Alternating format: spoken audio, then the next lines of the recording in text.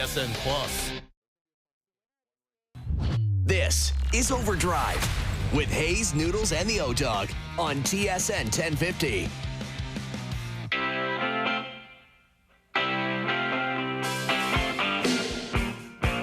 All right, here we go. OverDrive off and running. TSN 1050 on the TSN app, your home smart speaker. Up on TSN 4, up on YouTube Live. Brian Hayes, the O-Dog, Jeff O'Neill, Jamie Noodles McLennan. What's going on today? What's going on? Boys, I have a social media announcement. All right. I am now going to move forward as a non-using Twitter member.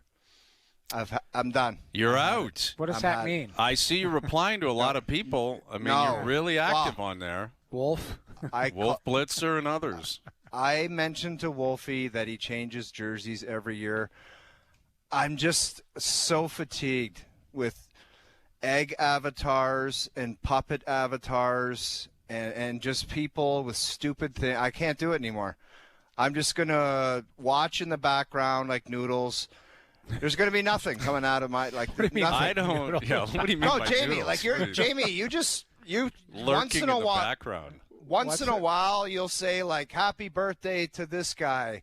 Yes. Or, twice a year. I'm too old. I can't do it with the nonsense. I like, interact idiot. with The idiot today. Here we go. Idiot today Yeah. was saying, Hayes and O-Dog are such Toronto homers. I don't know why they have a mic or how they have a mic. They always say that Toronto's a better hockey city than Montreal. And I just looked at it and I'm like, that's it. That's it. That was the straw That's the that one that broke put the you over the camel's edge. back. I can't do A it. I debate can't do it. about- I wrote back and I said, show me. We have been praising the vibe in Montreal. We have always said the Bell Center is the best spot to watch a hockey game, to play a hockey game, Sure. because two of the three of us have done it. Not like these donkeys on. I'm done. I'm a non. All right. I think you'll be back because I've No, heard dude. that from someone No. before who claimed they No. were leaving and then they No, just happen to be, Wow. No. lurking I'm out. around. And okay. I'm out. You want to start the clock when I come back? I think it's within. It should I think be it's by the time the first ball goes up in the air at the PGA Championship. That would be my guess. No way, dude. Yeah. So No way. Do you want to That's have my like guess. a pool? Do you want to have like an O-Dog Yes. social media pool? Guys, Yeah, it's done I like forever. that. It's done forever. No, it's Don't- not. There's Yeah, no it is. chance it is. What I do you know mean there's too no well. chance? I know you too well. No. I know. What's gonna make me lick my lips and say I'm chiming in? For starters, you'll blank out and just start tweeting and then try to delete it or something. Like that's probably what's going to happen. And No. you're also really good on social media. Yes. Like I We laugh. can't lose you. Half the stuff I laugh at because people don't understand your sense of humor. I still, to this day, when I mention it, I start laughing. Do you remember when Patrick Kane had like an unbelievable game and you were like, Patrick Kane just made the Canadian Olympic team? You were being a smartass. I thought it was brilliant. I laughed out loud when I read it. And I read your reply, and people were like, he's American, you He's idiot. from Buffalo, like Wolf Blitzer. I thought it was the greatest thing ever. People don't understand your sense of humor. And I know, but Jamie, I can't do it. We got you. I'm I'm you surprised. guys know my philosophy on social media. I think you could only tweet if your name and your pick and what your job is, so you're held accountable. I'm just tired of the trolls in their basement. Okay. I can't do I it. didn't think that one Ryan was, Burke said it about the NHL. I'm saying it about Twitter. The rats have taken over. And I'm Is that done. right? I'm just out. now? It wasn't Yeah. always the case? It's the last always been the 15 case. years? No, I just had a moment, but I was stuck I in noticed. traffic. I was stuck noticed. in traffic, and I just said, I'm too old to even be looking at these donkeys' comments. Like, That I don't I can have time. understand. I got a great life, a great family. Yeah, but I'm here's a the good thing. You golfer. gotta- I don't need this. Here's the thing. Would you squeeze in, I'm a great golfer? Is Yes. that the last comment you made? That's an absurd. He just ran through his Great his resume. wife, kids, Great career, wife, great golfer. Like, Yeah. just You are don't a great stop there. golfer. Keep going. What else do you Great have? If I come up broadcaster. with anything Great else, hair, yeah. great Yeah. suits, all of it. everything. You've got it all. You've got it all going. Here's for the you. thing: the large majority of people, you're interacting, you're looking for different, commentary based on what we're saying on the air, and I think it's great. I don't recall. I saw that tweet because I saw you respond to the guy. I don't remember us ever – I have said Toronto is the epicenter of the hockey world, and I believe that. In large part because of minor hockey, and I've said this many times before, the greatest minor hockey community in the world is in Toronto. It's not close. The amount of people that live in the city and that live in Southern Ontario, it's just it's way bigger than Montreal. It's bigger than Vancouver. That's just a reality. The Leafs are on hockey night for a reason because they get the highest ratings. But the Bell Center is second to none, and it always has been. It always will be. And let's clarify something. No, but I'll take it a step further. It is number one. But let's clarify something else. Scotiabank isn't 2. The Leafs are the second ticket you want to see for a lively event. They're not even in the top 10 probably. It's a great point you brought that up because you look at the difference. That Buffalo game, and then you transfer right over to the Bell Center within 2 days. Amazing. Those two buildings, the roofs were coming off, and you're excited about it. And you're right, Scotiabank. Now you have to give them something to cheer about. Yes. But we've been there. We've been in the building. Hayes, when's the last time you said this? Was it against Washington? When Matthews scored the banker off the glass, where I think he tied it late. That was Game 6 late. Yep. Right, crazy. The building can get rocky. You can hear it explode. But let me ask you give guys them an excuse to do it. Yes. If one of Keith Pelly's missions, God knows, I hope he doesn't have a presser about it. If it is, but is there any chance, Hayes? And you've been going to games since you were a kid, and so have I.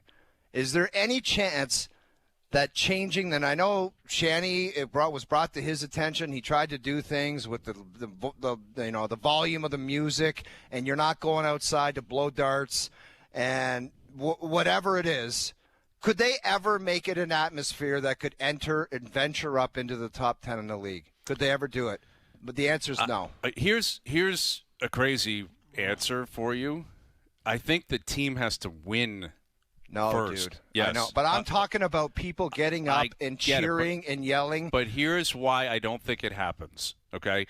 I had a candid, off-the-record conversation with someone that doesn't play for the Leafs, plays for another team, happens to play actually for one of these teams we've just talked about. And he said that you can feel it in the building when the Leafs, give up a goal. When the Leafs are down, he's like, it is a tangible feeling, and I think it's a part of the history of the fan base that there's always this concern that they're not going to win, because they haven't won in literally a lifetime for the majority of the fans. Right. So what I mean by that is, it's like whenever they put a cast of characters together, whether it's next year, 5 years from now, 20, 50 years from now, when they win, I think after that you can expect people to breathe and it to be ruckus and it to be crazy. I just don't know if it's possible to expect it with the combination of the ticket pricing, the clientele that's down there. But it is a reasonable question that the president and CEO is probably responsible for. How do you make it the best possible experience? I don't know if you can. I think it would be a dumb question. It would be like, it's not happening. So. Well, I think it's somewhere in between, and hear me out on this. I agree. You have to have win. You have to win to have people get excited to sit in your seats and have it sitting there in warm up, not just 5 minutes into the game, all of that type of stuff. But also, the ticket prices for the people that are most visible in that lower bowl, these are crazy are very prices. Wealthy people, and they may not act like that. They're not like our buddies. I have buddies that are goons that'll show up and have 10 beers before they get on the train to come down, all of that type of stuff. They're not getting those seats. So I think it's the chicken or the egg. But somewhere in between, if you've got winning hockey or winning atmosphere, ask the people that the Raptors. Look at that atmosphere. Raptors an incredible vibe. Blue Jays during the playoffs was a phenomenal crowd. Phenomenal crowd. Yeah. And the Leafs in the playoffs are a great crowd. Sure. Like you played there in 2002. It was amazing, and it still is when they get to the playoffs. Yeah. But the 82, the 41 leading up to it, it's great. But also, I'm curious. I'd like to ask each individual, Hayes, if you were tasked, if you sat down and somebody said, you've got to make the vibe better in the building. What would the answer be? You'd probably have no answer. Let me think on it. But the reality is, it's the history of the city. Like the Bell, comparing it to the Bell Center in Montreal is just, you can't. I mean, that's just in their DNA in Montreal. You know who's building rocks? Carolina. Well, like that do they still do the the standing up until the first whistle kind of thing? And I created that. I created that. You created that personally. You asked them to stay on their feet until the first whistle. It's just something that happened organically. Jeff until O'Neill. 92 had a big hit, they would sit down. A trailblazer. Oh, he lies. All right, well, we got a source with us right now that can probably confirm or deny that.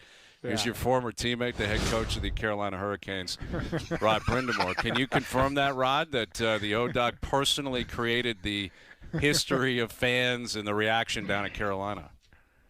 Well, I can't deny it. I mean, you know, I think had something to do with it. It's the start. It has to start somewhere. It has to start somewhere. So I give him a lot of credit. Crowd was a little different back then, but that was the starting of it. So, yes, I say he had a hand in it. Roddy, I got to ask you, bud, and please give me the answer I want to hear. You've swept 2 series. After one of the series sweep, did you crush a cold beer? Just one. Did you have one beer? No, I didn't. I'm not a beer drinker, but I would have if I liked it. I think that stuff tastes like junk, so I don't drink. I know I'm disappointing you, but listen, you know your buddy JD did, so he had one for me for sure. All right. Let me just say, I know you gave the guys 2 days off. For me, don't murder them when you guys come back on the ice, all right? Because I know you, and you're going to say, okay, you guys want 2 days off. Now it's Roddy's time. Please don't do that for me. No, the good part is we just had the exact same thing happen, and we ran the exact same plan. We took a couple of days off. I never murder the guys. They don't need it. They don't need it. You know, they know how to take care of themselves, and so we're not at that time of year to be doing any of that anyway. So it's about rest, and then obviously, you know, we got to crank it up at the right time. So, Rod, take us through the last couple series here for you guys, because you look like a well-oiled machine, right from the goaltender right out. You got 4 lines rolling, all 6 of your D are chipping in. Like, is it just something where you feel like everybody's kind of pulling on the rope and everybody's kind of on the same page, and that's why you're able to have this success? Yeah, I mean, look, the margins are tight. All these games are a play here or there or a save here or there that we're getting them. You know, like that's probably been the difference. You know, you look at the goaltending. I mean, our guys played as good, if not better, than the other guy. And the other guy at the other end, both series have been phenomenal. And so we've had to have that. Otherwise, it probably looks a little different. But right now, that's, I think, the biggest difference. I think our play has been good, like up front and all that. We're doing okay, doing what we need to do. But the big difference is we're getting a key save at any crucial time, and that's allowing us to just keep playing. Roddy, I know you don't like pumping your own tires, but you've talked to anybody about the Carolina Hurricanes. Obviously, one of the first comments that come out of their mouth, including myself, it's they're extremely well coached, and that's a feather in your cap. Like if Rod Brind'Amour was a fan watching you on the bench and your team, like what would you look for, or what would show you that the team is kind of well coached or playing according to the game plan? Well, number one, you know the staff we have. These guys are awesome, and we're well prepared. Chris Huffline's our video coach. You know, you want to pump tires of anyone, that's the guy that just there's nothing that we haven't seen. So our players are prepared. And then at the end of the day, if you're looking for me, it's like we always say, if I can watch a team play, if you know what they're doing in the first 10 minutes, that's a well-coached team. If you can't figure out what they're doing, then it's like, I don't know. That's probably not. So generally, honestly, you can pre-scout a team. Yeah. Okay, yep, here's what they're doing. And they do it over and over and over. And then you got to stop it. When it's kind of, I don't know what they're doing, which there's not many teams like that anymore. There was 8 years ago when I first started this, there was a lot more of that, where we'd go through the pre-scout and go, well, I can't really tell you what they're doing. That doesn't happen anymore. The coaching's gotten better and better and better. But that's to me how I kind of grade it. It's interesting you say that, like the first 10 minutes, because, I think you guys have gotten a ton of credit, as you deserve, for closing out games. Like every game is a low-scoring, tight-checking game. Like, are you telling us, I guess you're preaching the last 10 minutes the same thing you were preaching the first 10 minutes? Yeah, that's what I mean. It should look the same. So if you watch a game in the first 10 minutes, it should look the same at the end. It shouldn't all of a sudden now have to be different. So, and that's, I think, generally how we play. I mean, I give our guys a lot of credit because right now what it is I think we've been around the block a few times. And, if we're up a goal, great. If we're down a goal, it's not great, but we're not going to suddenly change everything we're doing. And it's worked. So that's why, because we've been through so many times where you don't have to, invent the wheel.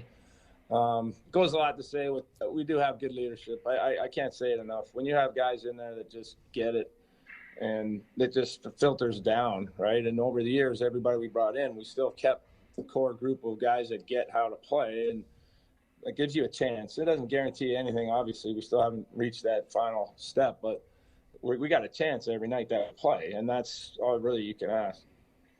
So, Rod, you talk about your leadership group. Are there times where you feel like, your intensity, either behind the bench or from the coach's office, there would be times either you want to go in and give them a jolt, or you just allow your leadership core to take over and manage the room? Are there certain things that you have to balance and say, hey, my leaders can do that, or I need to go and give the fire poker to somebody? Yeah, I haven't had to do too much of that because we have good leaders. But there's times where you got to get on them a little, or I haven't had to that much. That's the thing, the beauty of this group. We just don't have to do that very often. So, but yeah, there's times and you get a little emotional back there. That's more try to fire the guys up than it is anything else. You got to kind of know how to do that, get a feel for it. But again, we have such a good group. I don't really have to do that very often. With Rod Brind'Amour, head coach of the Carolina Hurricanes, we were discussing yesterday, some of these defensemen that are still playing, the Hudsons and the Quinn Hughes and McCarr and Dahlin. And we mentioned Slavin in the same group, and he doesn't play the same way as maybe those other guys, but he's equally as effective. You get to see him every night. You've seen him his whole career. To the average fan, I don't know if they would pick up on his greatness and how he affects a game. But what do you see out of him during the play that allows you to trust him the way you do and have the faith that he's going to pull it off every night, because he seems to do it every single game? Right. Well, there's another guy that just is the same every night, every practice, every day. What you see, I mean, it's an elite defensive mind. I think really what it is there's certain players that process the game.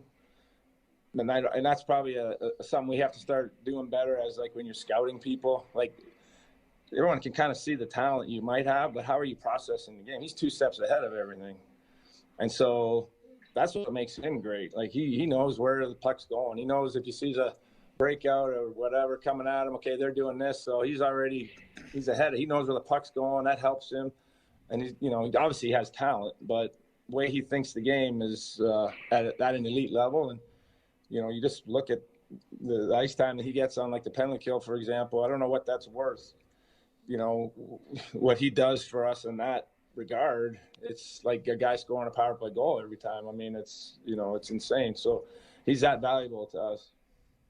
Roddy, how good's that Taylor Hall been? He looks like he's full of piss and vinegar out there. He's running over guys. He's been like a real bright spot.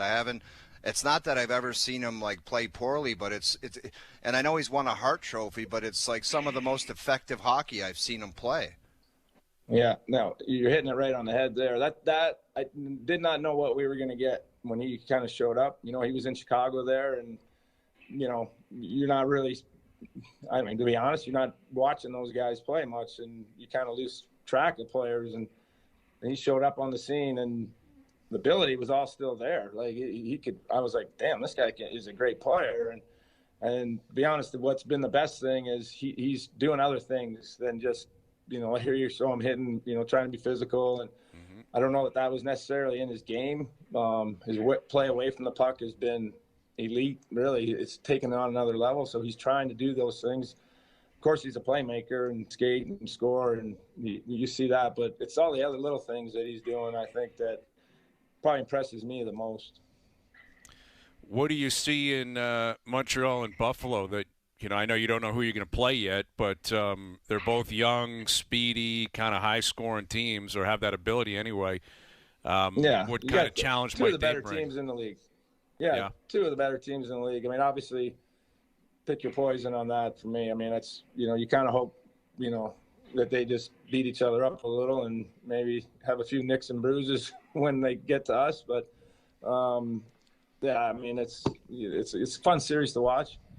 And I'd like to see, 4 more games or whatever they got. That'd be nice if they stretch this out. I mean, we got to wait anyway. We might as well, take as much advantage as we could on it. But you got both teams are great. They are. They have talent, like you said, and they're going to be good for a long time to come. They're just kind of getting in their window, I think. Roddy, thanks a lot for doing this today. But before we get you out of here, I just want to know that we used to have our Monday Night Football picks, me and you. Even though you never paid up when I won, I'd like to rekindle that in the fall. So when you come to Toronto, so you're saying wait a minute. You're saying I owe you, buddy? You know how many times I won on Monday nights and you never paid? All the time. So I'll forget about it. Hey, listen, all the times I talk about you, you're going to throw shade at me now? You're going to drop a bomb like that? No chance. I want to rekindle it in the fall. I want to rekindle it in the fall. Right, whatever. I'm in, but we're even for coming on the show. How about that? Exactly. That's the price tag. You're even moving forward. There you go. Thanks, Roddy. Good luck in the next round. Boys. Thanks, Rod. Thanks, Roddy. Thank you. See ya. There he is, Rod Brind'Amour, head coach of the Carolina Hurricanes. That's good stuff, though, man. Like that, I hadn't heard it that way before. Like, watch us the first 10 minutes. Like, that's who we are. Dude, pretty simple. And what do you think some of the Maple Leaf stuff that we've watched over the last couple of years? It's just like, what are we looking at? Yeah, exactly. But look at the guy. He comes on our show with a cap. Like, what you see is what you get from Rod Brind'Amour. So if you play for him, there's no BS. Like, there is no, like, I think he's a great coach, but he's a motivator. And he doesn't do anything or ask anybody to do something that he wouldn't do. Dude, he's an animal, Jamie. I know. We got beat out of the playoffs, and I had a late night. Excuse me. Yeah. And I come in the dressing room to talk to Paul Maurice, and I am basically in Lieutenant Dan mode. Like, I'm dying walking down the hallway, okay? Yes. I'm in a wheelchair like Lieutenant Dan. Yeah. And Roddy has got no tarp on doing chin-ups. And I just looked at him and I go, Roddy, this is day one of the off season. Why are you in here? He's like, I missed some time with my ankle. I got to get ready for the next. Like, that's what we're talking about here. The next day at 8 a.m. Why I wanted to point that out is we talk about all the noise anywhere. Pick an organization. A lot of times the coach sets the culture or your leadership group sets the culture in the room. You hear stories of how Chara was exactly like that. Chara goes, this is how we do things in Boston. Rod Brind'Amour, guaranteed. Now, I know there's Tulsky above him, Tyler Dello, smart people around him, all of that, but Rod Brind'Amour runs the Carolina Hurricanes. This is how we're going to do it in my dressing room. Yeah. To me, these are things that are very important to an organization. And, Jamie, just hearing him talk and talk so highly of his colleagues and his staff, and you just mentioned some of the executives, like, do you see how simplified it is? That's why I wonder, like, sometimes in Toronto, and I get it. Brian talked about it as being the biggest hockey market in the world. It is. But does there really need to be all of this and all of that? Why not just, like, simplify it and I know they brought in Mats, who's an unbelievable guy, and he's a great hockey mind, and I know that he can make a positive contribution. John Chaika, it's going to be a wait-and-see approach. But why is there all this other stuff? I'm sure if you sat down with the Carolina Hurricanes, their coaching staff and their brass or whatever, and you gave them the list of all the people on the staff for the Maple Leafs, they would almost be in shock.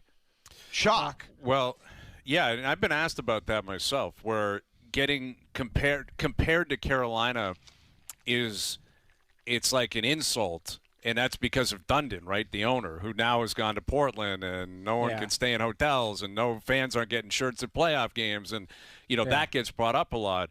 But the idea of replicating or trying to replicate the success of the Carolina Hurricanes is not an insult at all. I mean, that makes a lot of sense.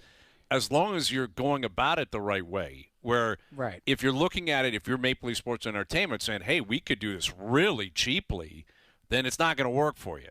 Like it doesn't feel like it, because you're not getting Brind'Amour up here, right? And they've got the head start. They've got the Ahos and the Svechnikovs and the Slavins and like all those guys are there. You don't have the same team, but I'm with you. Like the idea of streamlining stuff because you think it's more efficient as opposed to more cheap. That's what's important to take from Carolina because they're a well-oiled machine. Like they play really well every single night. 100%, Brian. The one thing I've heard from inside and outside the Toronto Maple Leafs organization is, listen, they care. They want to treat their players. You hear about it, first class, all of that type of stuff. Oh, you lived it. We see it from the outside. We get it. But they've got so many people there, lots of cooks in the kitchen.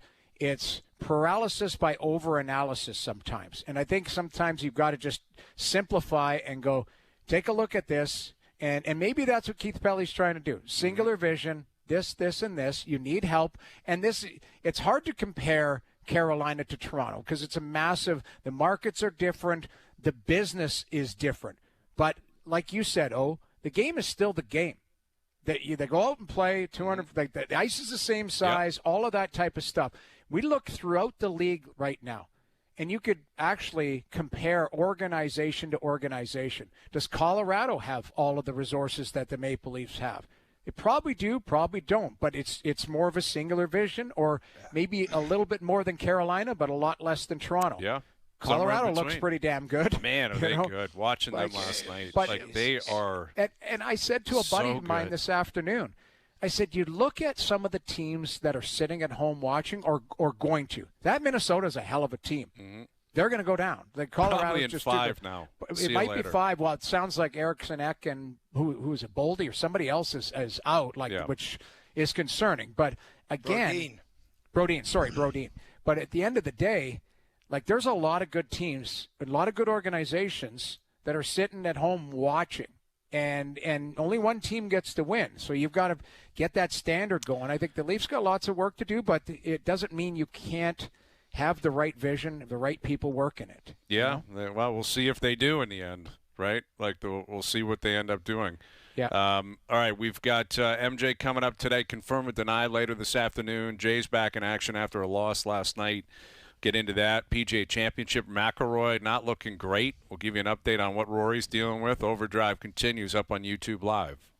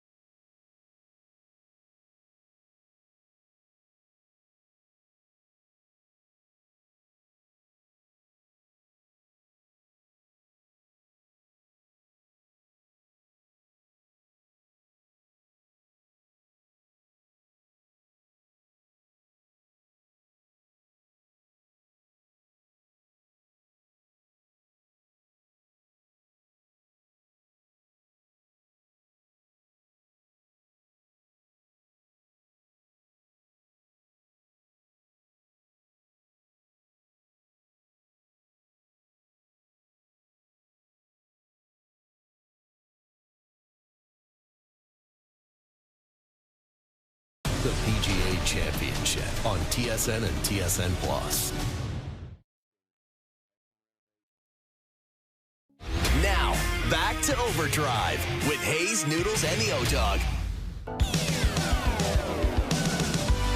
All right, Overdrive continues, powered by FanDuel, bringing you more ways to play your game your way. Mike Johnson in about a half an hour. We might have some captaincy conflicts to deal with at the World Championships. No, there's not. No, there's No? not. You don't strip the C off the kid after just giving it to him. And Sidney Crosby knows that, and he will demand that he keeps the C.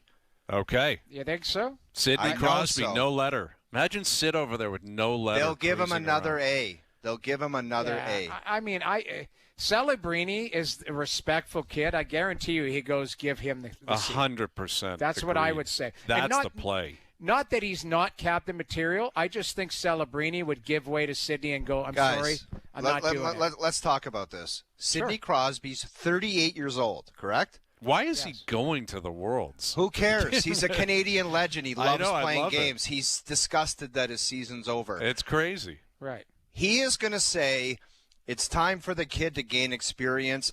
You named him the C, and I'm not coming over, and we're not taking it from him. We're not doing that to him.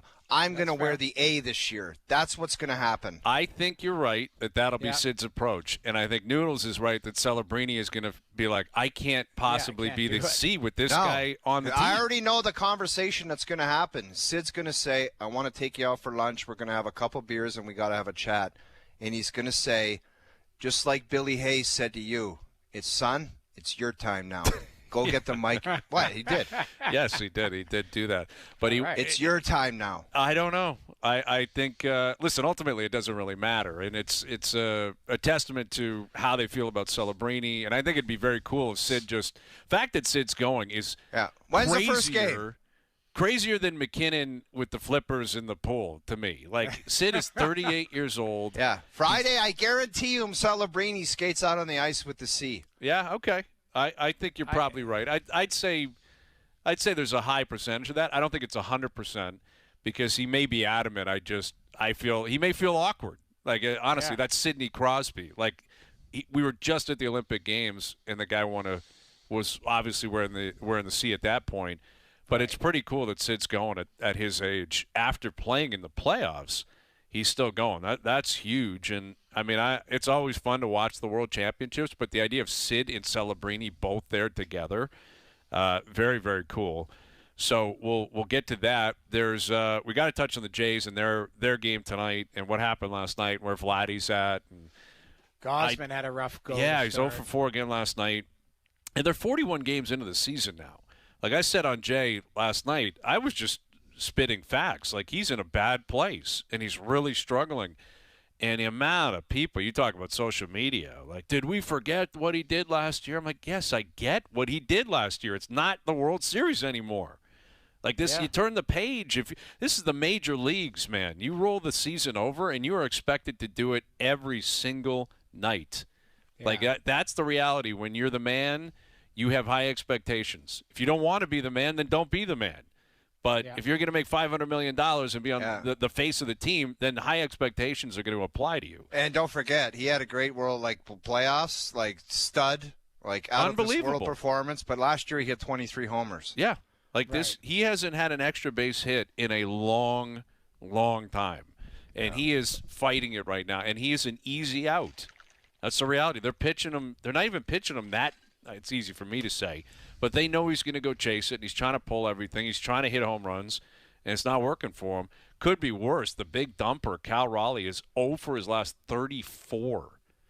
The big dumper. Big dumper. Is, you talk about a fall off after what he did last year. He is struggling right now.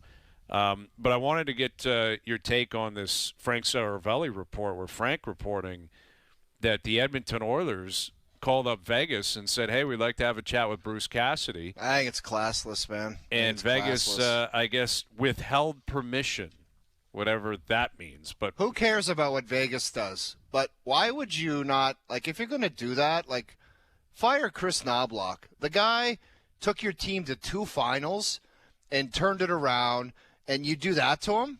Like, I get it. This is cutthroat business, and sometimes there's a guy you want and there's a guy you need, and some things happen. But how classless is it? If you're going to do that, have some class and fire the guy. That's disgusting. He starts. I thought you meant classless of Vegas saying no. I think Vegas could do whatever the hell they want. That's a strange play, though. You fired the guy with 8 games left, and you're like, no, withholding permission. I get serious. The one thing that, I believe that the Oilers need a new coach. I believe they need 3 new players and a new coach, because if you look at it systematically, they ran up against the wall. They got dismantled. And to me, at some point, what blame is on Stan Bowman, Jamie? Like, when does he put the players together? Yeah, but it doesn't matter if the players aren't executing a system. The coach has the hammer. He says you've got to play this way. You've got to do something. How big a hammer can you have with 29 and 97 on your team? Well, I mean, both of them were hurt in the playoffs, but I'm saying as far as system and everything, they kind of, I don't know. I think they kind of run the show as like, we're going out there and we're going to fire wagon it and get us the puck, and they're the best at it. You know what you need is a coach that holds them accountable. John Tortorella's holding people in Vegas accountable. Jamie, I just think it's bizarre, though, how they went to 2 Stanley Cup finals, and then all of a sudden it's this guy. I like the guy. I don't know. Chris Knobloch, too, but do you not see that they systematically regressed? There was no adjustments. That's the one thing. Their penalty kill was 50% in the playoffs. Yes, McDavid was hurt, all these things. But to me, at some point, something has to change there. It's easier to change the coach than it is to fire the players. We've talked about I'll tell you what, if you keep the same players and you don't make improvements and the same 2 goalies are going in the net, you can't even have the same 2 goalies. One's unrestricted. So my point is they're going to change the players. I would believe they need to do something with the coaching staff there. I think they plateaued there. At some point, great coaches get let go. Cassidy's a great coach, but he got let go in Vegas with 8 games left. That's the one thing is I think the Oilers hit a plateau. And McDavid said it at the end of when they lost in the finals 2 years ago, where he's like, we hit the wall. We didn't adjust. To me, I think the problem for Edmonton, though, is they just signed Knobloch to a 2 or 3 year extension. That kicks in this year. Okay. So they got to make Jamie, $10 million if you're Stan, though, don't be a I understand. I understand what just you're fire saying. the guy. If you're going to do it, fire the guy. You're now he's agree. He's a guy sitting on his couch reading Frank Saravalli's tweet and Bruce Cassidy. Well, it can't be a good feeling if you're reaching out to talk to Bruce. Well, and if you're Cassidy, why would you do that unless the job's available for you? I would also be shocked if they haven't reached out to Peter Laviolette. I think Laviolette, you look at systematically. The one thing, I think that team needs is a hardened coach. They need a Rod Brind'Amour emotional guy back there yelling and holding guys accountable. When's the last time you think that team had that? Dave Tippett, but pretty to O's point, guy. though, which I do think is applicable on that, I agree with you, Noodles, for 16 guys on the ice every night. Understood. You think McDavid cares what the coach – McDavid's going to play the way McDavid plays. Right. He's not changing. And Same with 29. Yeah, well, the thing is they've got to adjust their play somewhat to a point where it's gotten them this far. It hasn't gotten them over the hump. To me, I said this all along, and I was tongue-in-cheek. But if you would have done something, they probably should have done something in the Olympic break, kind of like what Vegas did, kind of like what other teams did, to try and jolt them because they needed a wake-up. They were just kind of trudging through the regular season. Knobloch's a great coach, but great coaches get fired. Joel Quenneville was a coach of mine. Daryl Sutter, I've had great coaches. you've had Lavi, they all get fired at some point. Okay, well, there's a counter to it. There's a counter to it. How long's Jared Bednar been in Colorado? Yeah, you're right. But they won, and he took over in the most tough situation ever. Remember, I do get it, but it's a miracle he's still there. I cannot believe. To his credit, he's earned all of it. They had 47 points his first year. Yeah, literally. 47. And he wasn't going to be their coach. It was because Waugh pulled the shoot. But the difference between the conversation, the longest coaches in the tenure right now, is they've won. John Cooper and Jared Bednar have won. Those other guys. And how many times do we say it? Other teams are cutthroat. I'm not suggesting it's not tough for Chris Knobloch to sit on his couch and go, what the hell's going on here? But I would be shocked I'm surprised that it got leaked, because at the end of the day, they should be looking at all different avenues, because that team has a window and they've been put on notice, and everything has to be looked at within that organization. I don't disagree. And I think McDavid, he made some comments down the stretch that are not promising for a head coach. Yeah, like if you're a head coach and you're hearing him speak, it's trouble. Like the average team, we just didn't make – remember what he said about Cooper after they played in Tampa, pumping Cooper's tires and the way they play compared to the way the Oilers played. Like he made a number of comments that were indirect shots at the coach. And ultimately McDavid's going to win that fight every single day of the week. But the thing, to O's point, and this is where I think a hardened coach, I don't know if those players have ever been held to task. That's the difference.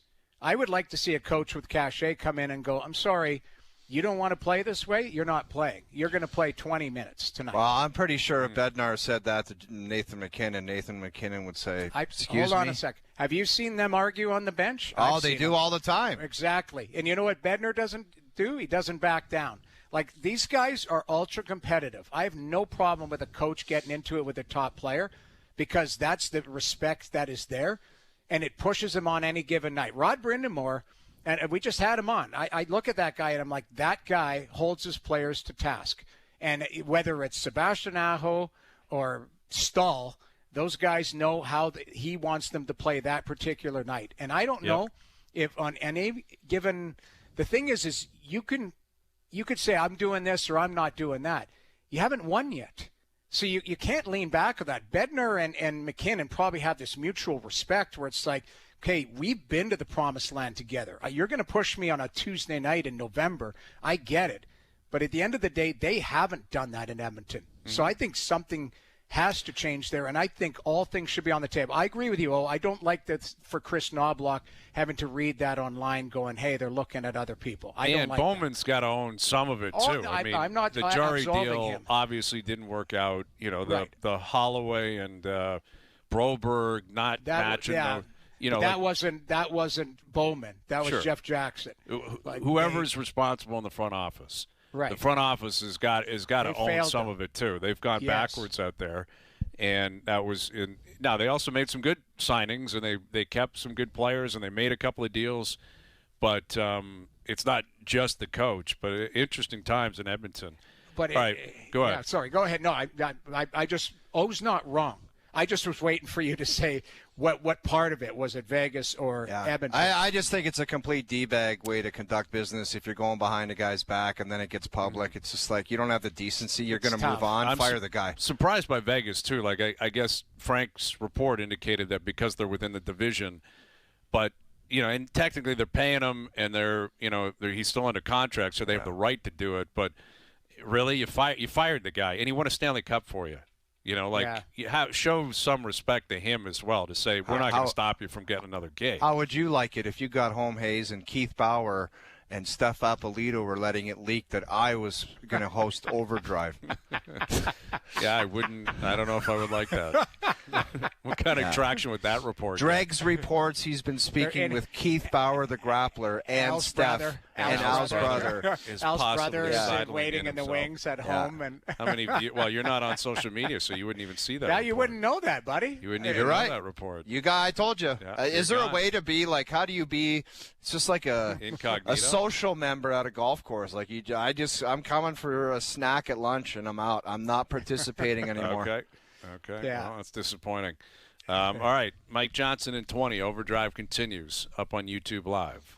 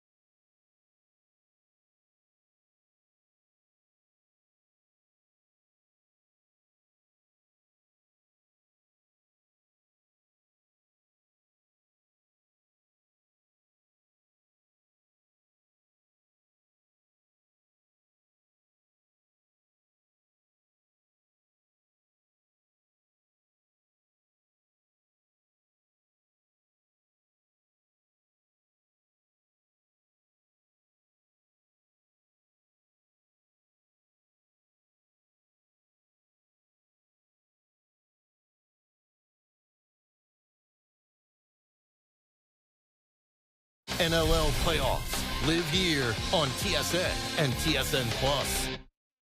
Now, back to Overdrive with Hayes, Noodles, and the O-Dog. Just keep it safe with me. Anything you say will always stay. Hazy, I'd like to get your take on this fella. This guy saw this deal. I saw this on one of the golf accounts on X. And it said $1,500. You can sign up and unlimited play for the summer. Mm-hmm. Okay? And I guess this guy paid his $1,500, and the course had to go to him and say, "You're abusing your summer pass." So he's playing every like single day. It's a buffet. But he was allowed. All he has to do is Saturday and Sunday before 10. He's not allowed to tee off until after 10. Mm-hmm. But this guy said he's a single dude. He works from home, and I guess this guy just started golfing his ass off, and the range balls and everything, and somebody came up to him and said, "You're abusing this. We understand that you're within the guidelines, but we think you're taking it too far." No, I'm pro player on this. Dude, so am I. Very He should simple. Yes, I would start like stone cold stuttering the head pro, right in the pro shop. Yeah. What did he do wrong? That's the question. Nothing. I think they Nothing. just got sick. I think he just was that guy where it was like coffee guy in the morning, range, 9 holes, lunch, 9. Like, I don't know what he was doing. Yeah. But they got sick of his ass, and they went up to him and said, "It's too much." See, that to me is embarrassing for the club. Check cash, didn't it? Like Exactly. paid. He paid his amount. Now, listen, these are the weird things about like a golf club membership. If you play every day, it can turn out to like $10 per round. You know, and that's probably what they're doing, the calculation on all this kind of stuff. But then don't offer it. But then. don't offer it, exactly, or make it more expensive. And you know what? I guarantee is happening on the other side. There are people that bought it and never go. They're not calling them up saying, "Why aren't you here more?" There are people that Everything bought it and balances never out. showed up to the course. Yes. No, I love that play. Like that's a great move. It's a great deal. It's a great deal. You paid your price. Check cash, like you said, Noodles. Yeah. Not showing up before 10 a.m. on the weekend. Understandable. That's cool. But you will see me every single day. That's commitment. I It kind of is love that's huge buffet. commitment. That's buffet guy. Yeah. Going back How for much a do you nice got to dinner. play, though? Buffet How guy. much do you got to show up and wheel around for someone to come up to you and say, So now you're It's abusing getting to be it's daily. Like I know people that are at golf courses daily. They didn't have some deal or anything, but even them, I think they kind of get a little. You're here again. That's interesting that you're here again. I'm convinced that staff are just like, there's that guy again. I can't Here he believe is. he's here again. Yeah, unless he's like a dynamite guy, big tipper, Right, he's of lovely course. to be. But the miserable guy that's there every day Crazy. and who's just a pain in the ass, nobody wants to deal with that guy. Nobody. Yeah. There's several at every club. then don't Always. set the rule. Like you can't have that No. rule and then have Within the somebody rules. actually follow it. Like it's like saying all you can eat buffet, but then a guy walks in there and has 400 lobsters, and they're like, we can't feed you anymore. Like, Listen, okay, that should don't have been the in rule. fine print. A limited Yeah. amount of lobsters. We understand you can't take stuff to go. You get that at the buffet. I understand that. But Yeah. when I'm there and I'm seated, it's going down. No, it's go time. It's and I just go want time. to touch on one more thing, Jamie, bringing it back to hockey. You Yeah. talked about Edmonton and bringing in a coach to keep McDavid and Draisaitl and everybody on the team more accountable. Yeah. Okay. Craig Berube's pretty old school guy. And William Nylander, he goes out there and he does whatever the hell he wants. No matter how much yelling, no matter how much sitting, he does whatever the hell he wants. So you show me a coach that can hold that guy accountable. Well, let me ask he you is this. on his own program.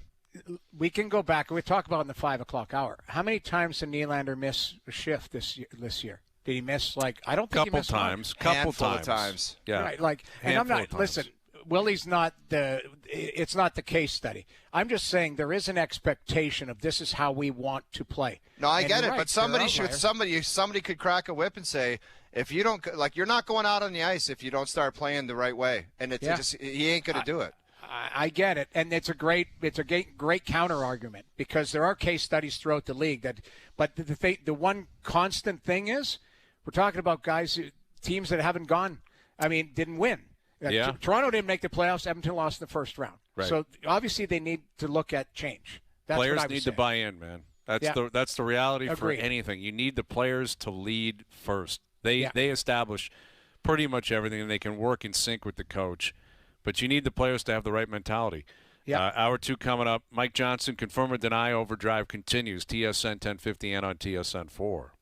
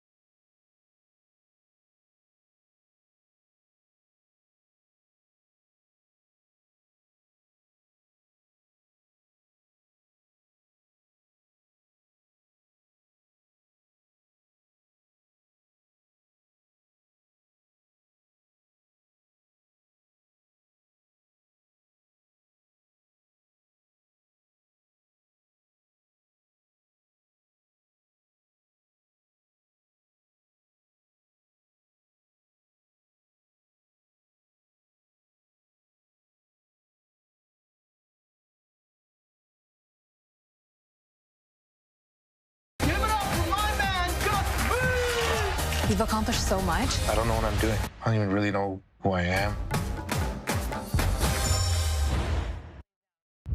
This is OverDrive with Hayes, Noodles, and the O-Dog on TSN 1050.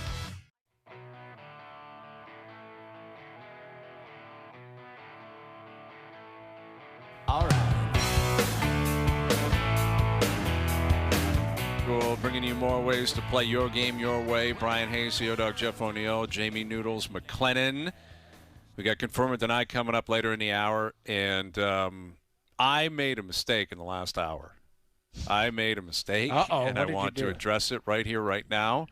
I know this is you're going to carve me something. I said last hour after the O-Dog made the proclamation on this show that he's retiring from Twitter, he's out, that it would take until the first ball is in the air at the PGA Championship for him to be back on. He retweeted something. He retweeted something last hour. No, I didn't. Yes, you retweeted the tweet about you retiring. That counts as a tweet.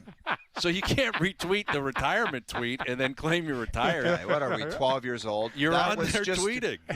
That's an announcement. I'm supporting the announcement that I'm done with it. I will no longer respond. I like to have fun. I like to attach Tom Brady and Sean Merriman to stupid pictures, and like I like to have fun like that. But it's over. Okay. It's over. I don't have time for people.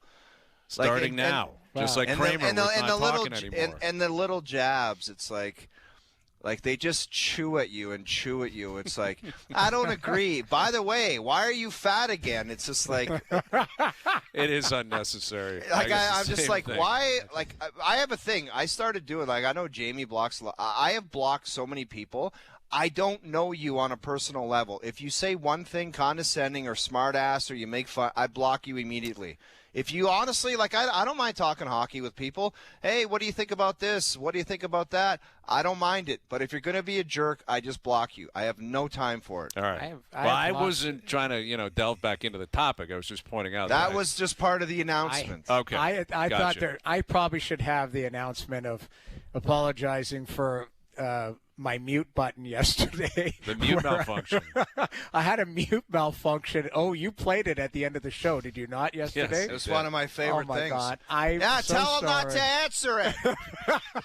I was in the middle of telling a story. I'm so sorry. I know. I was trying to talk, and you said that, and I was like, excuse me? You go, what? And I was like, you got to find the right the mute malfunction. It happens to the best of us. It happens to the best of us. Anyways, I apologize. Mute malfunction. Somebody was at the door, and I yelled to my daughter, don't answer it, but it was on air. All good. Hayes didn't mind it at all. Oh, I was ecstatic with that. Yeah, I tried to play it cool. Dude, as soon as you said that, there was like smoke coming out of his ears. Well, then you brought it up twice. I'm like, I know. I was like, let's move on. This guy I know. I tried to have fun with it, and this guy's like, just move on. I was not in the mood yesterday. No, I wasn't feeling well, and exactly. Listen, I have grown and matured a lot. You guys know this. 10 years ago, I used to be. If I was in a bad mood, you would have Dave Hodge pen in the I'd ruin everybody's day. I drove to my house. Yeah. Exactly. I would have. I went out of my way to drag everyone down with me, and I have matured, and I'm a much better person today. I love you got to find the right mix. There he is. Don't answer. All right, here's Mike Johnson, our TSN hockey analyst, answering his FaceTime call on the Maple Toyota hotline. How are we doing, Johnny? Okay. I am enjoying this because I remember the days when Hayes would snap at anyone's technical issues. Yeah. Someone misses a mute button, and Hazy B would be steaming, Willie beaming. The second it happened, he would just go on tilt. And I'd like to add, one of my favorite things I've seen today is the declaration that O is quitting Twitter. And I read about it because he reposted it. Exactly.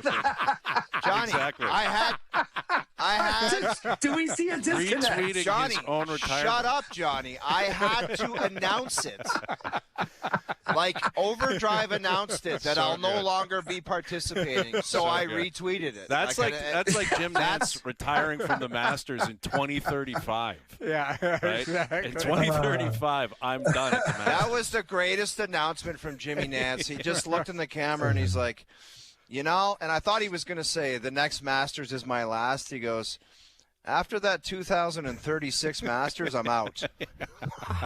I was like, you got to be kidding me, Isn't that Jimmy. great? Like, what if people at CBS are thinking, I don't know, Jim, but he's now declared that. You know there's a guy behind the scenes that said, you're going to be gone a long time before that, Jimbo. For sure. How about the guy who's in the second chair going, I'm up next? He's like, Right, Conan. Yeah. It's the 10 more years. What are we doing here? What are we talking about? No We'll kidding. see. We'll The see. Tonight Show. That's like Let's Macklin see. Celebrini wearing the captain. Wow. Johnny, He's like, hang on a sec. Go ahead. All Hang right, on a O. sec, Johnny. Lay it out My there. philosophy is Sidney Crosby's joining Team Canada. He is going to get there, and he's going to sit down with the coaches first and say, you gave the kid the C. You're not going to take it away from him now just because I showed up. And then he's going to sit down and go for a beer with the kid and say, it's your time now, son.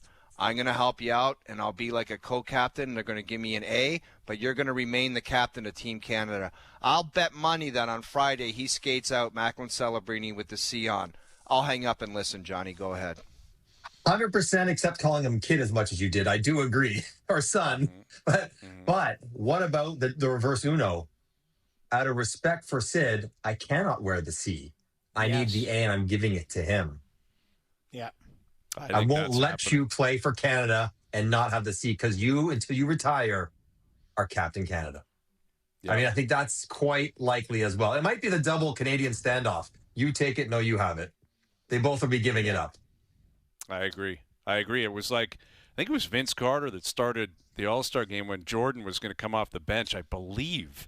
And they were like, you can't do that. Like, you can't, there's no chance. You got to have this guy starting. And like Jeter and A-Rod with who's going to play short, it feels like it's going to be Sid in the end, unless Sid just goes, I'm not doing it. But ultimately, it's incredible. I think the cooler story is the fact that he's going, Johnny, at 38 years old. It's incredible dedication to the country. It was just at the Olympics 3 months ago. I saw the news today. I'm like, triple check to see if it's from a reputable source. I'm like, that's got to be a fake account. And the fact that he played down the stretch injured as he came back from that injury he suffered at the Olympics early. And maybe, he obviously loves playing. He loves playing for Canada. He also has played, guys, his last 2 tournaments for Canada. He had that run before last year's World Championship where he was whatever. He'd won his last 6 times he played for Canada, and he was 48-2 as the captain or whatever it was. And then they lost to Denmark last year. Denmark! In the quarterfinals with a stacked team with his buddy Nate and everything else. And then they lost the gold medal game, which he wasn't able to participate in. So you wonder if he's thinking, how many more chances does he get? How many more times will he ever get to wear a Canadian jersey? And I'm sure he wants to end his international career, not with absentee, injured silver medal and a quarterfinal defeat to Denmark. So he gets a chance now to come back and on a pretty good team that is probably the favorite or the co-favorite in the tournament, given the looks of the other teams, and finish it maybe, if it is his last time, with a gold. Absolutely. I guess Dubas spoke today. Kyle said that they'd love to have Evgeny Malkin back, who's a UFA now this summer. With all due respect, Brian, why? Well, Johnny, you want to answer that? Malkin back to Pitt? If not, where might he land? What kind of value does he still have? I mean, let's call him Joe Johnson. Okay, he had a point a game player. He's gonna get you 25 goals and 65 to 70 points. What's that guy worth? Well, Charlie Coyle just signed 6 years for $66 million. Take him until 40. Malkin's a better offensive player than Charlie Coyle, so he's worth $7 or $8 million across the league on a short-term deal. So there would be value out there because of the offensive player he still is, even if he's a far cry from what he once was. Could he go to Tampa? Could he go to Florida? Could he go to Montreal? Like any team that sort of needs a little, could he go to Toronto? And there are lots of teams that need help down the middle in a 2-3 kind of position. So there'd be no shortage of teams interested in him.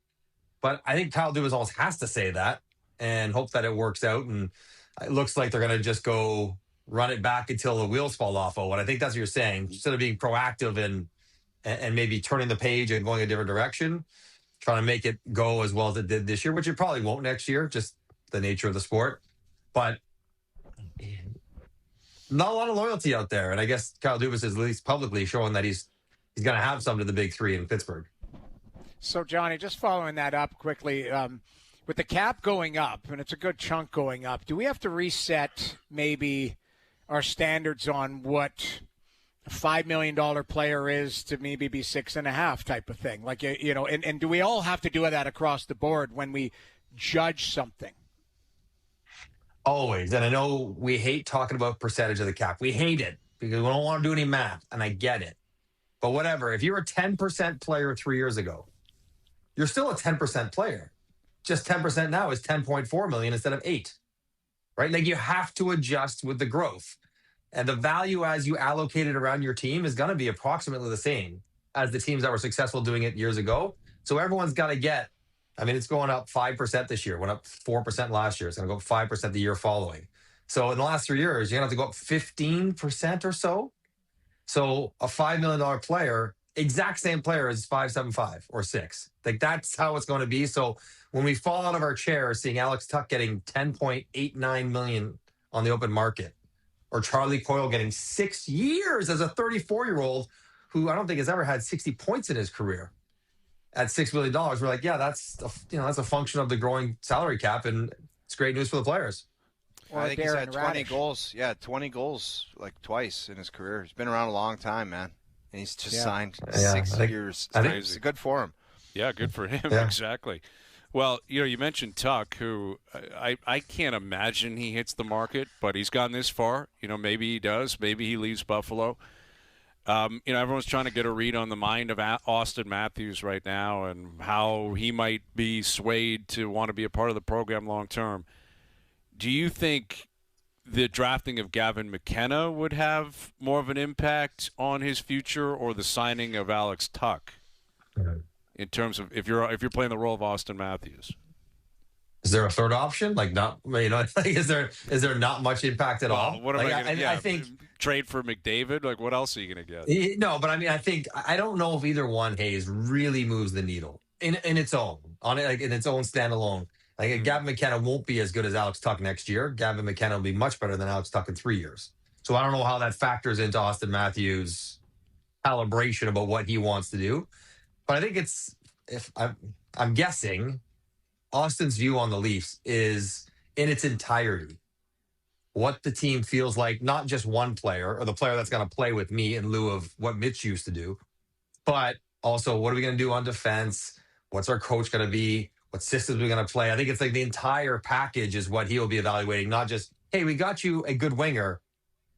You know, are we good to go? And I don't think that's going to be enough for Austin Matthews to say, yeah, I'm going to stay and I'm going to sign an extension next year. I think he wants to see like a more complete view, a macro view of the team and what they plan on doing and whether they can do it this summer before he signs off on his approval or not.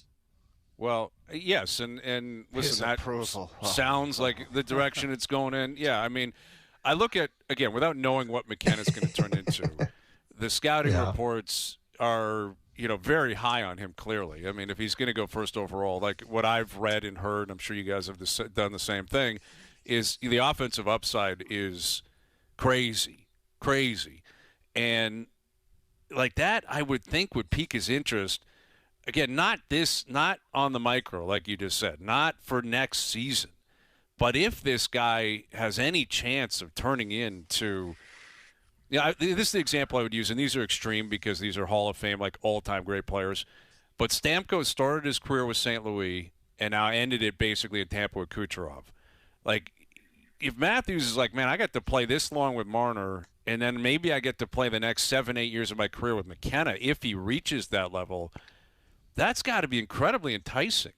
It should be, wouldn't you think, for a pure goal scorer like him? 100%. 100% on an individual level. And, you know, McKenna could be compared to a really poor man's Patrick Kane.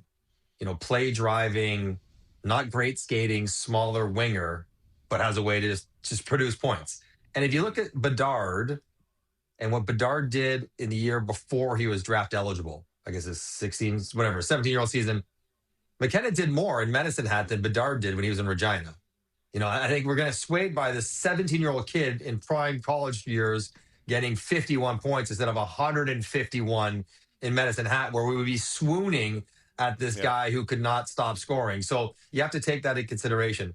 But if Austin's being honest, and we'll take it as a word that is his camp is being honest, and what's most important is for him to win, just him alone playing with a great player so he can keep piling up goals and being great, that shouldn't be the only factor in whether or not he wants to be in Toronto. Because Gavin McKenna alone is not making the Maple Leafs a winning Stanley Cup contending team. If that's what Austin wants, it has to be more than just, I'm in a good spot. I need the whole team to be in a good spot. That's what I was going to follow up with, Johnny. What would he want Gavin McKenna for? To get back to a 50-goal man? Or does he want to get back to a Stanley Cup final? What would his motivation be? And that is the first thing I would want to know. I don't know. Well, maybe, but I think but hang on. The pitch would be, you go score 50 or 60 or 70, we're that much closer to being a Stanley Cup team. Like, it's not just you being great. The fact that you're great takes us all to a different level that we can't get to unless you are being as prolific as you have been in the past. So, they are Johnny, a little bit linked together. Yeah. That guy scoring 50 goals next year, they're still not a Stanley Cup contender. I know. Will not matter. Yeah, so. But if he became the guy he was, how many years ago did he score 69? 3? Whatever it was. 3 years ago? Yep. If he becomes that player again, where he was like just dominant. It's huge. That makes them a much not a Stanley Cup team at all. Of course. Team. But you know what? Can they win a first round? Can they win a second round? What I say about great players is what happens when he goes off the ice? Who else is coming on? And when that line goes off, who else is coming on after that? It's not close. You have to be realistic here. I'm not trying to be pessimistic. But you need both. God knows I know that Toronto is the greatest hockey market in the world. Well, you hate you're so Toronto-centric, it makes me sick. You hate on Montreal. It's trolls like you that's the reason I quit Twitter. It's like you've never been in the Bell Center before. You ever been in the Bell Center? Try getting to the Bell Center one time in your life, It's a great place. I've heard it's great. You know what? Following that up, though, you mentioned like puck movers, somebody like that. You got to look at the whole package. It'll be interesting to see what this Radish character is going to get. I mean, he had an unbelievable season, but that's Kucherov putting it on a tee for him as well. Like, careful what you wish for sometimes. He's going to cash in, and rightfully so. He had an amazing season a couple of years ago. I watched him in the AHL All-Star game. Like, he's a really good player, and Tampa found a good player to settle into the system. But, what do you think of a guy like that, Johnny? Is it buyer beware, or is this guy pushed through and going to be able to do that on any team type of thing? No, I don't think so. Noodles, I would be so nervous. I'd be so nervous about, like, he's got to do what he does well, which is always shoot the puck hard. He moves it okay. He's okay defensively. In the playoffs this year for Tampa, he was probably their best defenseman, and that's saying something because they're a pretty good team. But Tampa's also a really good structured team. I would be worried if you introduced him into Toronto, like this year's team, put him on Toronto's team this year, and you pay him $9 million a year, which is what he is going to get. Yeah. You would be looking at him after 6 weeks going, the hell is this? This is not a $9 million. Like, this guy's, he's not going to fix all your mistakes. He will fit in with a good system and good players, and he will be a really good player himself.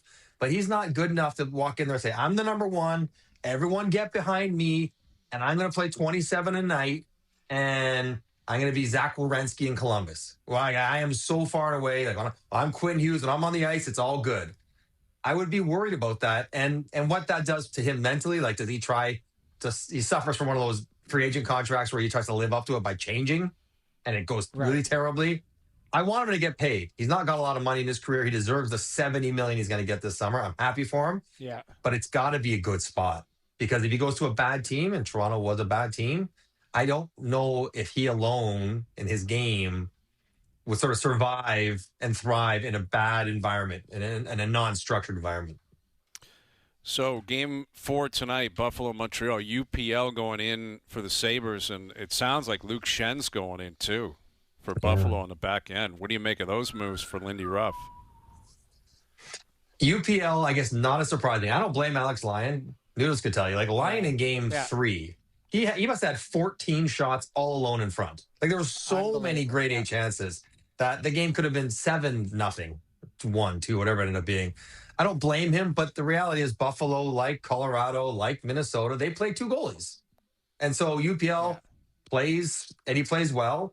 And Alex Lyon's also not used to playing 4, 6, 8, 10 games in a row. They've always sort of rotated. I would be inclined not to do it, but I get why he's doing it. It's their team. They've done it all year. Changing on defense, you're taking Logan Stanley out for Luke Schenn. Luke Schenn is experienced. He knows what he is, but in a fast-paced series, Luke Schenn, having been on the sideline for a few weeks and stepping into that on the road, partner with Connor Timmins, there is room for things not to go well in that regard. So they can't be any worse than they were last game. Buffalo was terrible managing the pucks and situations in game 3. They'll be better than that, so it might look like it works well. But you're rolling the dice because if you don't win this one, history shows you almost never win the series. Yeah. Yeah, it's a must-win for them tonight. And I would expect a response based on the way they've played all year. But Montreal's got mojo going, man. Like Montreal looks like a very well-balanced team. And yes, the big boys are playing well, but they're getting a lot of contribution from depth. You know, like it's and they didn't get it all year. Like Mathis, they didn't get it all year though. That's the crazy part. Like they were dying for Doc or for Bolduc. I mean, Texier had a quick spurt, got a contract, then disappeared. And Newhook, I think, had 13. Now he was hurt at sometimes, but like he wasn't 27 goals. Like he was. They had all these guys that they were looking for more from, and now they've gotten to the playoffs and they're getting it. It's really something to watch. Josh Anderson, Matheson, you said, and all the rest of it.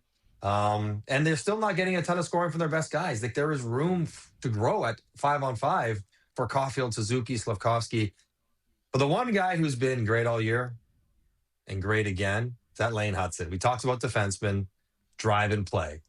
That guy is something special. When he has the puck on his stick, and it used to be, he's good with the puck, but he's going to be trouble because he's so small. Well, that's gone away. Yeah, he's good with the puck, but in the playoffs, he can't quite do it. That's gone away. Yeah, he's good with the puck. Playoffs, he might be able to survive, but he can't be dominant. That's gone away. Like, he is just so good. And to get a guy like that with a second-round pick and to have all those guys, Caulfield, Slafkovsky, Suzuki, Hudson, signed for less than $8 million, or not, I guess like one got to 9. Like, that is, they are so Great set work. going into the future. Beyond this year. They're just unbelievably set up. Great farm system, too. And Hage and Zakharov, whatever the guy's name is, and Reinbacher and Edstrom, all those guys. Like, they got a ton of guys coming through. And Jacob Fowler is not even playing. So, you watch that Lane Hudson, the play he made for Cole Caulfield's goal. You're like, I don't know how many defensemen can make that plays. Him and Quinn Hughes and Kel McCarr. Yeah. That might be it. Yeah. Like, he's that good. He's that special.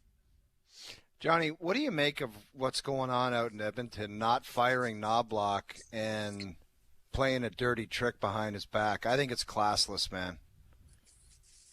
Well, I mean, haven't they essentially fired him? If that report is true, and you are asking to talk to Bruce Cassidy, make it official and fire the guy. Well, that's what I'm saying.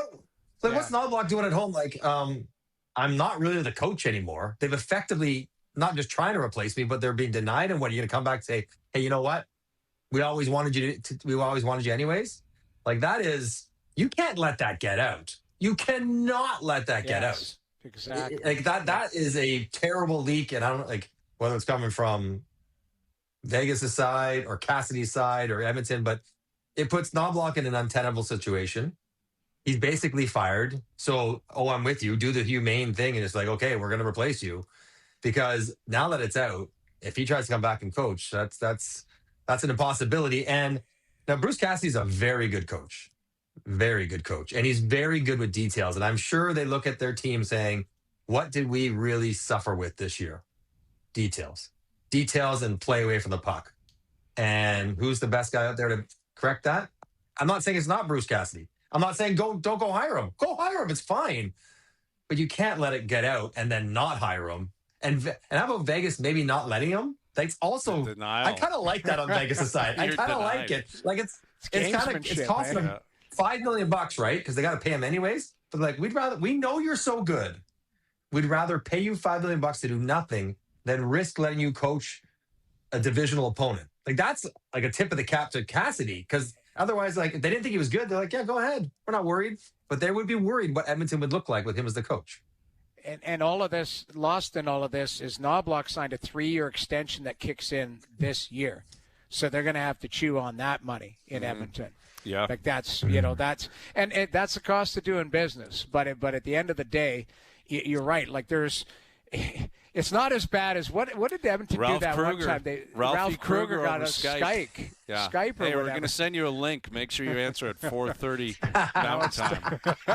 That one was tough. They were going to hire Dally Eakins as the assistant coach, and I think it was Mac T that was like, I just liked him so much, he's decided he was going to be our head coach. Yeah. So and they Ralph FaceTimed Ralphie Kruger and said, smell you later, Ralphie. Hey, Ralph, what's happening? That's tough, man. Where That's are tough. you? Oh, great. Awesome. You're fired, by the way. See you later. That was a wild story, man. Yeah, Ralph wild. Kruger. All right, Johnny, we'll get you out of here on one last Mystic Mike for us. Over under 3.5 points for Mitch Marner tonight. Over under 3.5. Guys on a heater. Gotta take the over. Gotta take the over tonight. I might parlay it with over 1.5 goals because he's such a noted goal scorer as well. 100%. He's Jason seems Gretzky like down easy there. money. Easy money. Yeah, Jason Conn Gretzky. Smythe's favorite. Easy. Block. Yeah, easy money. This or data? Oh, I like that. All right. Thank you, Johnny. We'll see you later in the week. We'll talk to you from Zurich later in the week. Yes. Woo. Say hi to Sid and the captain. There he is. Mike Johnson joining us here on the Maple Toyota Hotline. That's a great drop. Yeah. This or data. Or data. This or data? He puts in like some juice into it. Hey, Mark. Oh, he does. So good. So good. I love it. All right, Jays Rays tonight. Corbin on the mound for the Jays. We'll get into that. We'll get into confirm or deny. Best bets as well later in the hour. Overdrive continues up on TSN 4.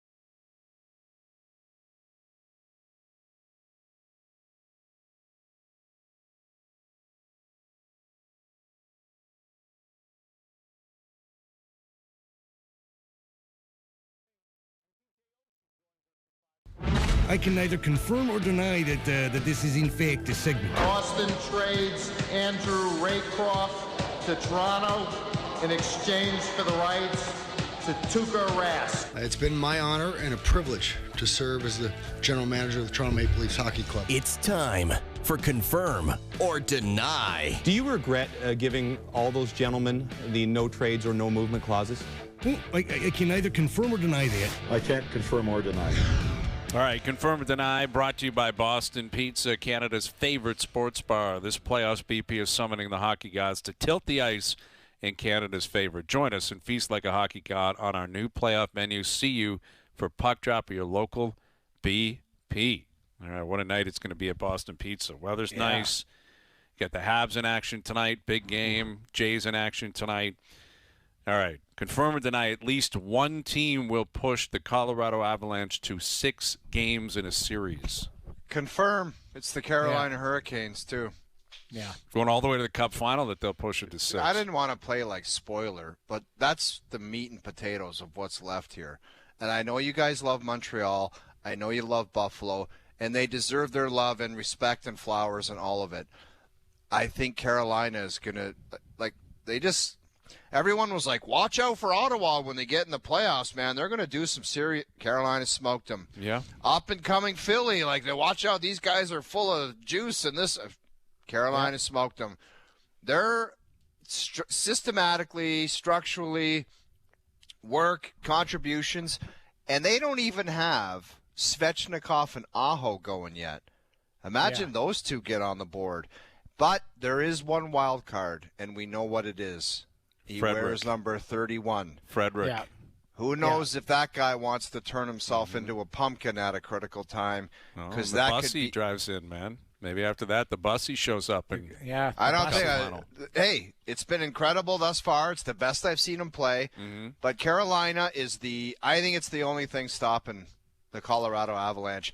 And I've been crazy before because there was a time a few years back where I said, just give Colorado the cup. This is ridiculous. And Vegas beat them out. I think Pete DeBoer came back from like a 3-2 series deficit, and they beat him out. And then I think ultimately Vegas – no, they didn't win the cup because Pete wasn't there. But strange things can happen. But that's the way I see it. Carolina can take the Carolina Hurricane. I think they can actually take them down. You think Carolina could beat Colorado? I do. I mean, I think Carolina both can really win the good cup. teams. The one thing that we you can't predict, but you have to expect sometimes. Like McKinnon got hit in the face with that puck yesterday. Like he came back. Like that was not a problem. Ugly. Not a problem for him. Tough as nails. But I'm saying we don't know. You can't factor in injuries. Mark Stone not playing tonight for Vegas, and that looked ugly. Like, sounds like he might be not available for a while there. Right. Like Trouble. That's the thing that can hurt teams. That, like you said, we don't know if 31 is going to be able to make it right through the whole playoffs. But he's been unbelievable. Best I've seen him play, Jamie. He's been awesome. But you know what? They protect him, and they do. He plays well in that system, and he's been great. If you go through the shot suppression numbers and data, you will see some stuff that you've rarely seen before. Exactly. Good pull. Dis or data. Dis or data. But you know what? You're not wrong. But Freddie, especially, I didn't see it as much against Philadelphia, but against Ottawa, I thought he was brilliant. And big saves on Stützle, big saves on Tkachuk, big saves on Batherson. And that's why they swept him. Is the goaltending was fantastic, but they're systematic. Their penalty kill. We didn't even talk to Rod about his penalty kill. The penalty kill was ridiculous. Well, unbelievable. Right front and center for all that. Yeah. Well, I mean, listen, we're now suggesting that Minnesota has no chance to win Game 6 or Game 5, I guess. Like, that's what we're basically saying. I kind of feel the same way. Like, after last night, I thought Minnesota would win that game. I did. I thought they'd show up ready to play. The place was going nuts to start the game. And Colorado is just – they're so good. They're on top of you. They're bigger, they're faster, they're stronger. Manson, I don't know if that was – I didn't think that was really a butt end on McCarron. But I thought it was – I know McCarron's like an old school guy. I think – I didn't see like a I know it was. He kind of tried to punch him in the butt end. Well, there's an me. angle though, the guys. There's an angle that I thought it was a cagey move, but I thought they clipped him, and I thought it was a butt end. But he knew what he was doing. Watch, he gets a little. Watch, he gives. I'm not denying the grease factor in it. Like, watch the move there. There's an angle there. Yeah, he knew what he was doing. I know, but I just as greasy as it was, and I think sometimes you can't. Yeah, you can't pick this apart about like getting leverage or like there was only so much. I don't know. I thought it was a greasy little play, but I didn't think that there was much more than that there. I thought they got the call right. It was a double minor. Did he get clipped? I thought he got fined today or something like that. The gratuitous fine to put you on the books. Put you on the books and move on.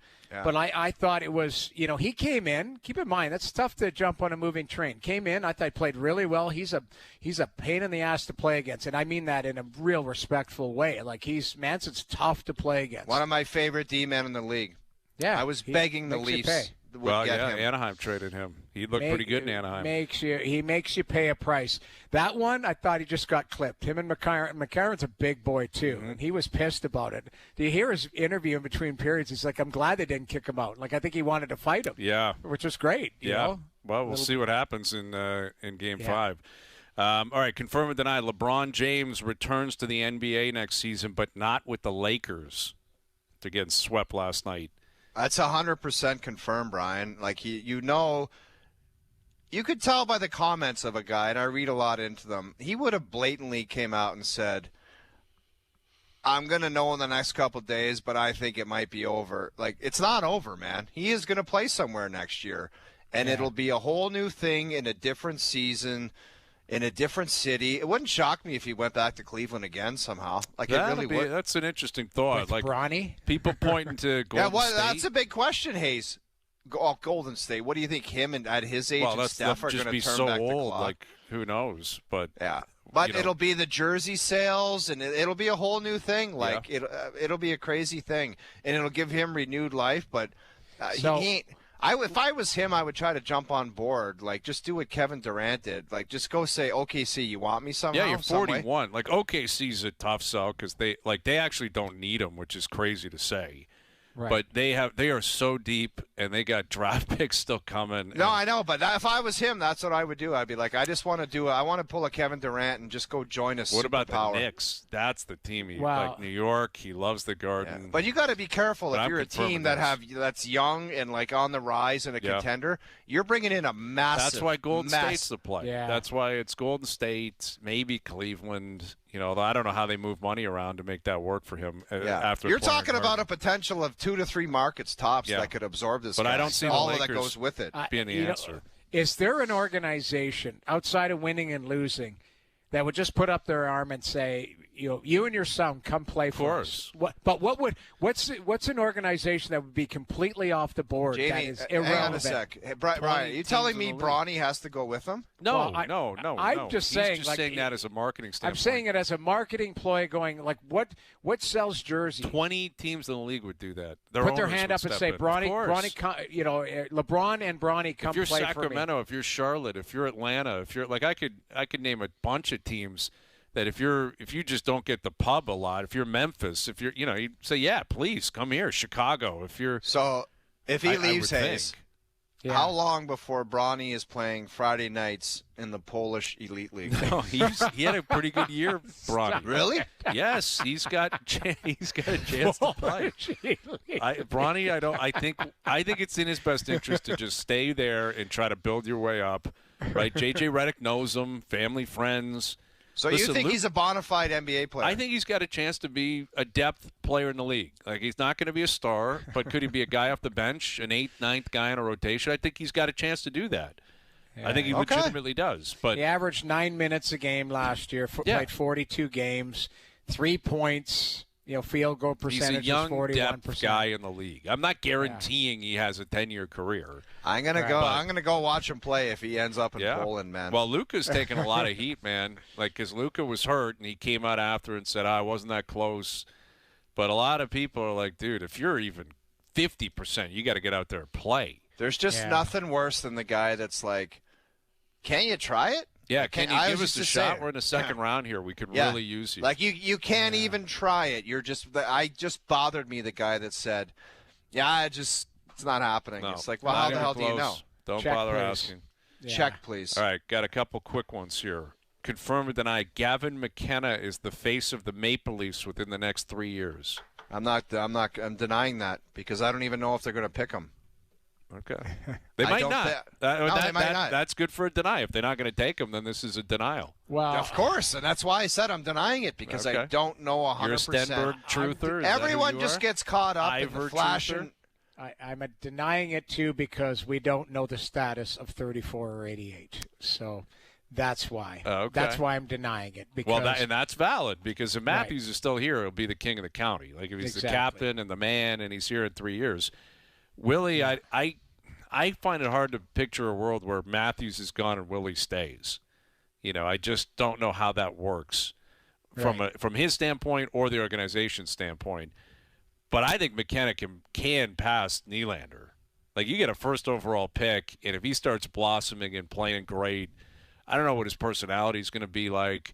I don't know how he's going to feel about the bright lights of Toronto if they take him. But, man, a first overall pick is generally a lock to be, from a marketing standpoint, the man on the team. Like more often than not, that is the case. I'm going to confirm it. I'm going to go out there. What if it takes him a couple years to? Well, it probably will. Settle it like Lafreniere or Slavkovsky. I mean, that's a bust in New York. He is. He's a bust. He's a bust. He's a third-line player. He's a third-line player, and he's 5 years into the league or whatever. Yeah, I guess. Okay, Slavkovsky took him 3 years, right? Yeah. To get to what he is now. It might take a couple years. So I'm still denying it because I think there'll be another face there. All right. Confirm or deny someone not named Scheffler or McIlroy will win the PGA Championship. You know what? I'm going to confirm that because I think that the man that wears those size 21 sketchies and other people. Fitzy, your boy. Fitzy, maybe even his brother. Alex, who's red hot right now. You got to call somebody stinky old. Who is it going to be? Stinky old Cam Young. No, that's smelly old Brad Snedeker winning at 46 years old. What Sned's got up his sleeve. Yeah, I feel for that Mark Hubbard dude. He's been grinding on the tour for 30 years, and he had that tournament. Poor bastard. I have seen that guy experience heart. It seems like everyone crushes his soul. Yeah. He either melts coming down the stretch or something bad happens to old hubby. Well, it's the mini putter he's got. The guy, it's 3 feet. It's the tiniest so putter. Goofy. I know. Anyway, okay. I'm going to confirm it as well. I'm on Cam Young watch big time. I think Koepka's sniffing. I think Brooks Koepka may have something to say this week. Yeah, it seems like PGA. And Keegan Bradley's won it before. And guys like that kind of step up and they play well on golf courses. Well, it's probably like a 20-under tournament. Like it very well could be. Who could shoot the lights out? Let's call Scotty Vail tomorrow from the golf course and see what's up with the course. Let's see. The Golf Report is driven by Subaru. It's the all-weather drive main event. Get uncommon value at your local Subaru dealer where spring weather doesn't stand a chance. All right, so our pick's coming up tomorrow. And best bet still to come as well. But Jay's in action tonight. They need a big start from Corbin. They need a night from Vladdy and the boys. They just have got to get the offense cooking. Jimenez was great last night. But the rest of the bats they're just ice cold right now. And Tampa, they've beaten them 4 times in 10 days. Tampa's a pretty good team. Very good team. You got McClanahan going. It's not going to be easy. OverDrive continues. TSN 1050 and up on YouTube Live.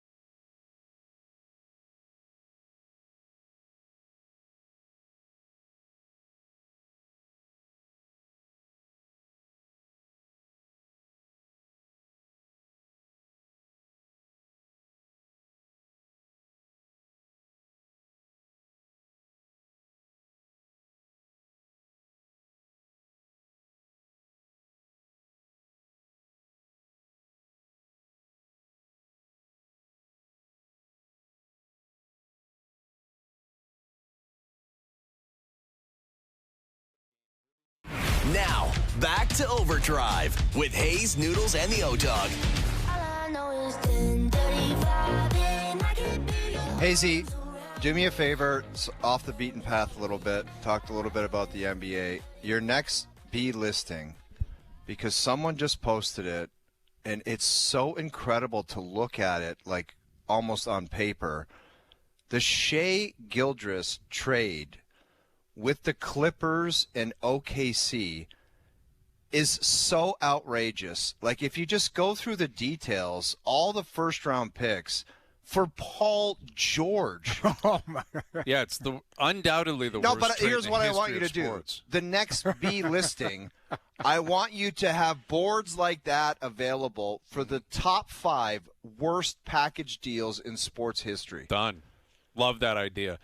Because I don't know if you can get worse than that one. I don't think you can. I mean, Shea obviously by himself is much better than Paul George. And George was a great player. Like, Paul George is a really good player. Yeah. But Shea is about to win back-to-back MVPs. I think they're probably going to win the championship. He'll probably win Finals MVP again, scoring titles. I mean, he's already moving up the list of, like, all-time greats.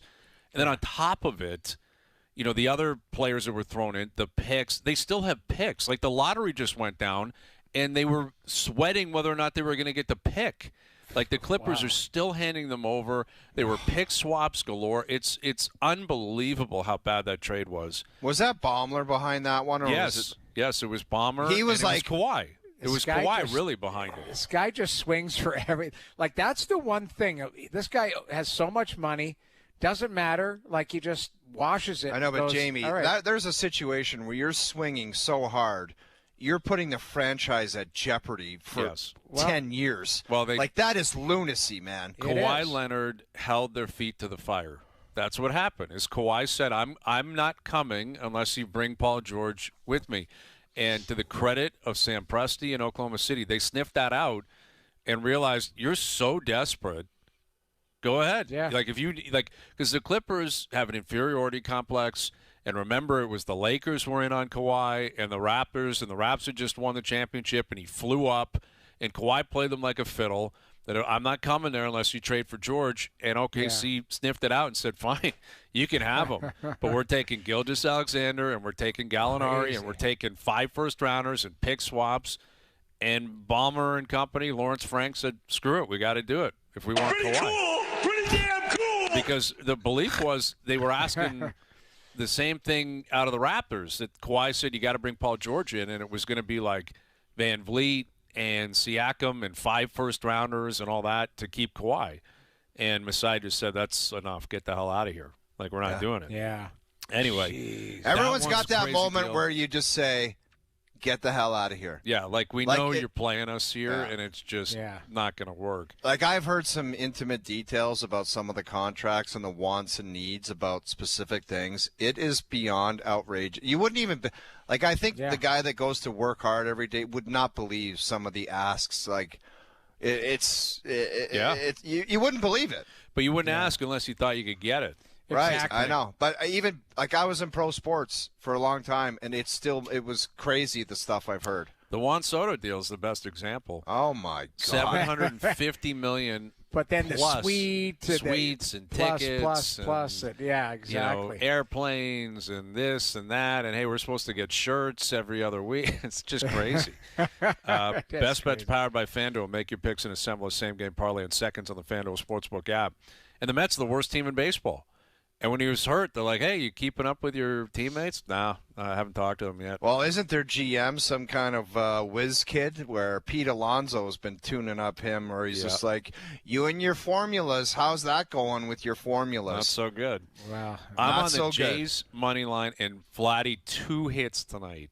I'm on Vladdy to break out. I know it's been ugly. He's over. I know what you're going to do with that. You're going to do it every day until he gets it. Yeah, at some point he's going to break out. Like, at some point he's going to have a 4-for-5 night, 3-for-5 night. So I'm on Vladdy to. He's got to get off the snide. He's too good. It's just been terrible. Like, it's been awful. Best Bets powered by FanDuel. Same game parlays available for every MLB game on the FanDuel Sportsbook app. Please play responsibly. Must be 19 plus. Physically located in Ontario. All right, Jays, Rays, couple of hockey games. Mitch Marner, we'll see. Can he get to 20 points tonight during his playoff run? Can he hit 20 tonight? Never know. We'll see. Pivotal Game 5. Big Game 5 tonight, man. Yeah. So we look forward to breaking that down. And PGA Championship picks coming up tomorrow. McIlroy dealing with some blister issues. McIlroy might be a bit dicey. I'm sure he's I don't gonna like play. any kind of it's already That's there's a not good. built-in excuse. Yeah, that's it. That's not good. Yeah. All right, boys. Good stuff. Thanks to everyone behind the scenes for helping out. We appreciate it. Everyone for tuning in today. TV, radio, podcast, web, and, of course, up on YouTube Live. We're out of here. Enjoy your evenings. Enjoy the games tonight. We're back tomorrow at Twitter. It's been fun. We'll see you in the next lifetime. 4 p.m. We'll chat then.